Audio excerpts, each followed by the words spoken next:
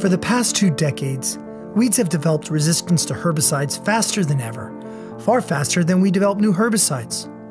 For farmers, that means higher costs, lower yields, more chemical use, and tighter regulations. The future is clear.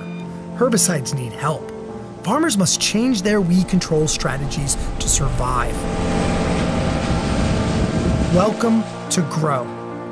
We're a team of weed scientists and ecologists from across the country, working to figure out how new weed management options can help farmers fight herbicide resistance and build more resilient farms.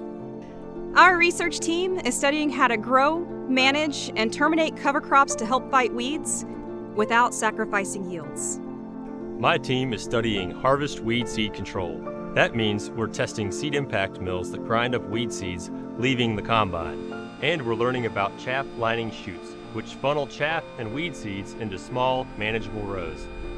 These tools were developed in Australia to help manage herbicide-resistant weeds there. We want to know if they can work here in corn, soybean, rice, small grains, and cotton across the United States. We are building a national open access database of plant images. It will be available to anyone to train cameras and computers to identify weeds, cover crops, or cash crops in a split second.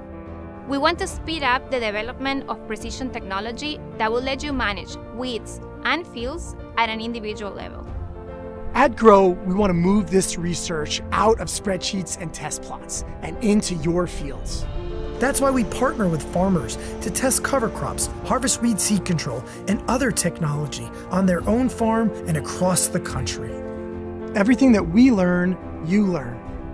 Visit our website to learn more about our research and find news and resources on new and developing weed control options.